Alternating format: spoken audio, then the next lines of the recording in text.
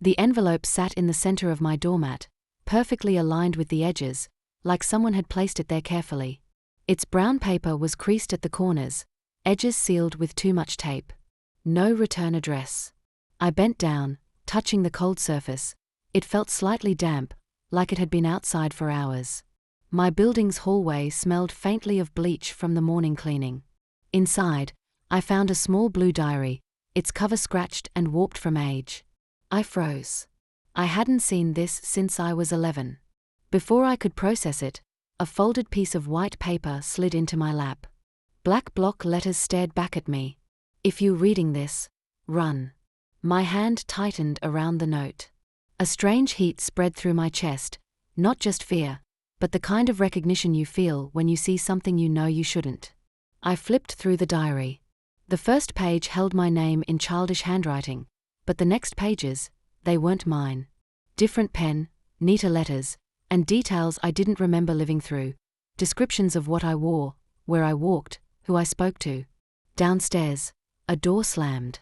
I jolted and glanced toward my apartment window. Footsteps echoed in the stairwell. I locked my door without thinking, the sound of the bolt sliding louder than it should have been.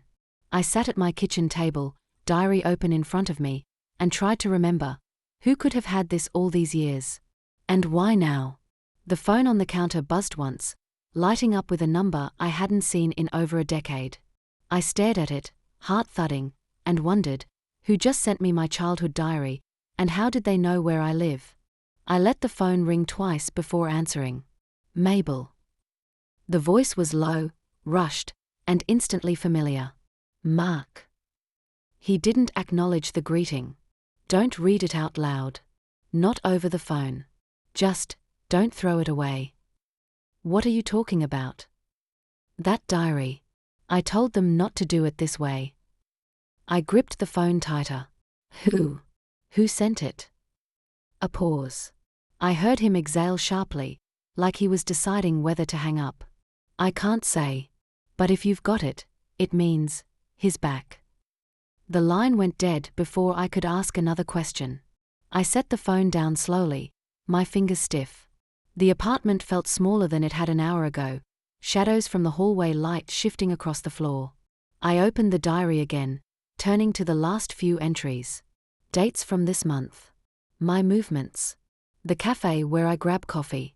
Even the color of the sweater I wore yesterday. I picked up the note again. If you're reading this, run. Run where? From who? I checked my door's peephole. The hallway was empty. Still, I locked the deadbolt again, double-checking the chain. The diary sat on the table like a loaded weapon I didn't know how to use. I took a photo of one page and sent it to Mark. What does this mean? No reply. By late evening, I couldn't stand the silence. I called my mother. She answered on the fourth ring. Mabel? Is everything all right? Did you or Dad keep my diary from when I was a kid? Long silence. Why are you asking me this now? Because it showed up today. With a note. Someone's been writing in it. Her breathing changed, shorter, uneven. Mabel, you need to leave your apartment tonight. I felt my throat tighten. Why? They told me this day might come. If he's back, he'll come for you first. Who is he? Another pause. Then, almost in a whisper, the man you used to call Uncle. The air seemed to go thin. I hadn't thought about him in years. He'd disappeared when I was still in school. I sat down hard in the chair, the diary still open in front of me. Why would he? I can't explain on the phone. You have to trust me. Pack what you need and go somewhere safe. Tonight. Her voice was shaking. Mine was flat. And if I don't? You won't get the chance to call me again. I hung up and stared at the note one more time. If the man I once called Uncle was back, what did he want from me after all these years? I didn't sleep that night. The diary stayed on the kitchen table, its pages open like they were breathing. Every few minutes, I caught myself glancing at the peephole, listening for footsteps in the hall. By morning, I had decided, I wasn't running without knowing why. I called my mother again. No answer. The third try went straight to voicemail. I didn't leave a message. Instead, I opened the diary and flipped back to the oldest entries that weren't mine. There it was, his name. Leon. Written in the same precise, almost perfect handwriting that covered the rest of the pages. I remembered him as a tall man who smelled faintly of cigarettes and cologne. He used to visit on weekends, bringing me puzzles and chocolate. My parents called him a family friend, but I always called him Uncle Leon. And then one day, he stopped coming. No goodbye, no explanation. I pulled my coat on and took the diary with me. If Mark wouldn't talk on the phone, maybe he'd talk in person. His apartment was across town, a dim, narrow unit above a laundromat. He cracked the door open as soon as I knocked. "Mabel, you shouldn't be here." "Then tell me why Leon is writing in my diary. Tell me why Mom said he'd come for me first." Mark's eyes darted to the street before he stepped aside to let me in. His living room smelled of stale coffee and something burnt. He didn't sit. "He's not who you think he is," Mark said. "Back then, your parents covered for him. He was living under a different name. When something happened, something bad, they cut ties." "What happened?" "He took something. Something they couldn't let the police find out about.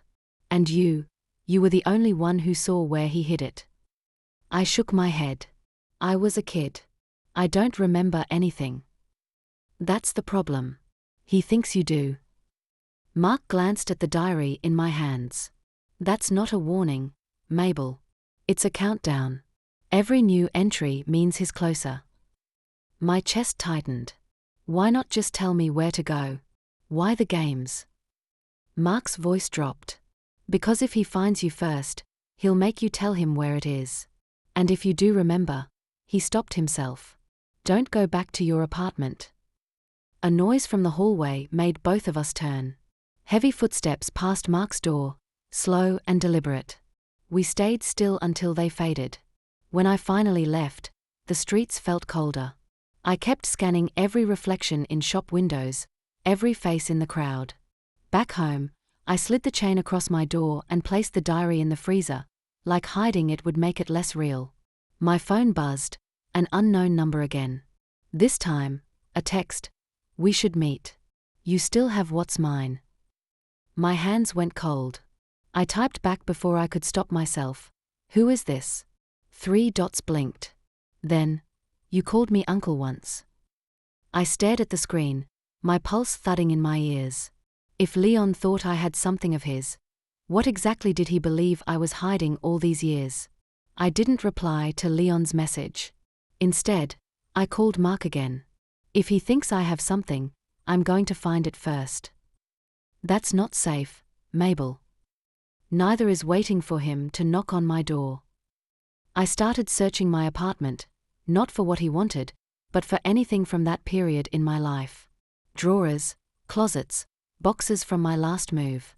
In the back of my bedroom closet, inside an old showbox, I found a smaller metal box. No key. The bottom was marked with a faded sticker from a long-gone toy store. I didn't recognize it, but my stomach knotted anyway. At the locksmith shop, the man popped the lock in under a minute. Inside were a bundle of Polaroids, a small velvet pouch, and a folded sheet of paper. The photos were of my childhood backyard. Some had Leon in them. Some had me. But the ones in the middle showed people I didn't know, in situations that made M. In the velvet pouch was a necklace, plain silver, except the clasp had been modified to hide a microfilm strip. I'd only seen one like it in. The paper was a letter from my father, dated the year Leon disappeared. "If this ever reaches you, it means Leon is looking again. Give this to the police. Trust no one." For the first time in days, my fear sharpened into focus. Leon wasn't after a memory.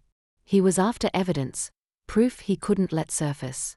And somehow, my parents had trusted me, even as a child, to be the last line of protection.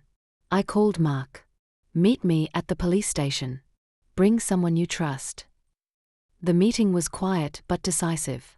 The detective barely looked surprised, as if they'd been waiting for this for years. They took the box, the photos, the necklace, everything. I signed my statement, my handwriting steady. That night, I went back to my apartment and finally slept without checking the peephole. 3 days later, a detective called. "We've got him. The evidence will hold." Her voice had a note of satisfaction. "You should know, you just closed a file that's been open for over 20 years. I thanked her and hung up.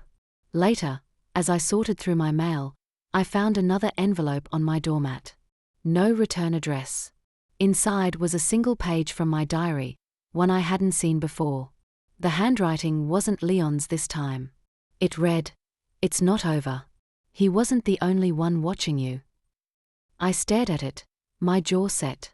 Fear wasn't the only thing in me anymore. There was resolve. Whoever thought I'd sit back and wait had already learned they were wrong. I picked up my coat, slid the note into my pocket, and stepped out into the hallway. If they wanted to watch me, fine. This time, I'd be watching back.